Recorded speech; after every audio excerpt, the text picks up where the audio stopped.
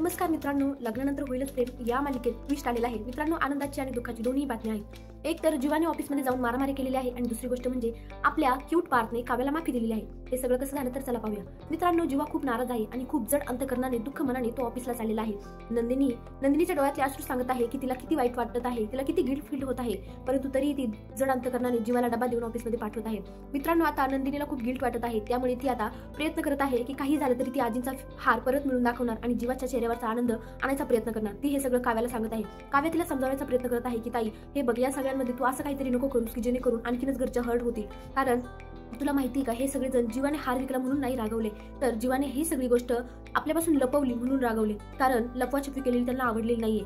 हाराची गोष्ट तर वेगळीच आहे, परंतु नंदिनी ही ते समजून सांगत आहे की जीवाने हार विकला कारण असं नाही की त्यांनी आजीचा आशीर्वाद विकला. त्यांनी हे सगळं माझ्यासाठी केलं, पण त्यांना किती त्रास झाला असेल हे फक्त मलाच माहिती. त्यांना कोणीच समजून घेत नाही, त्यामुळे मला तो हार मिळवून परत त्यांना त्यांची जागा मिळवून द्यायची, त्यांचा आनंद मिळवून द्यायचा. मित्रांनो, एक तरी बहीण असावी काव्यासारखी, एक तरी बहीण असावी नंदिनीसारखी. कारण या दोघी जणी बहिणी घरात राहून एकमेकींना इतका सपोर्ट करत आहे, एकमेकीचे दुःख इतके सहज पद्धतीने समजून घेत आहेत आणि एकमेकींना सांभाळून घेत आहे, सावरून घेत आहे. खरंच काव्या आणि नंदिनी दोघी बहिणी ग्रेट आहेत. तर इकडे आपल्याला आता जीवासोबत बोलायला एक शब्दही तयार नाहीये. पार्थ जीवावर इतका रागवलाय की पार्थ एक शब्द सुद्धा जीवासोबत बोलत नाहीये.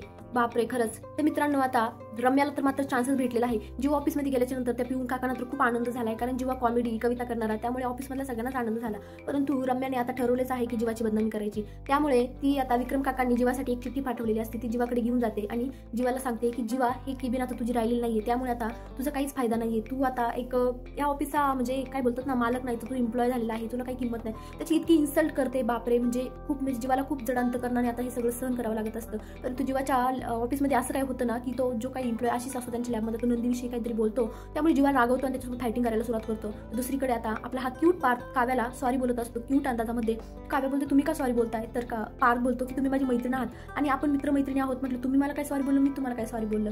आणि बापरे, इतकं छान. म्हणजे अखेर पार्थने काव्याला समजून घेतलं, काव्याचं मन समजून घेतलं की काव्याने हे सगळं का केलं, आणि पार्थने सगळा राग सोडून देऊन आता काव्याला सॉरी म्हटलेलं आहे. तर इकडे आता नंदिनी विचार करत आहे की काही झालं तरी जीवाला त्याचं मिळून द्यायचा आनंद, आणि ती जीवाला फोन करून सांगत आहे की तुम्ही ठीक तर आहात ना.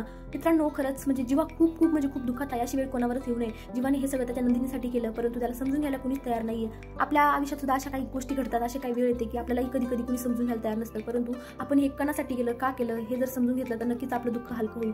तर मित्रांनो, आता काव्याच्या पार्थमध्ये तर चांगलं झालेलं आहे, परंतु नंदिनी जीवाचं नातं सुद्धा कधी रुळावर येणार, काय वाटतं कमेंटमध्ये नक्की सांगा. धन्यवाद.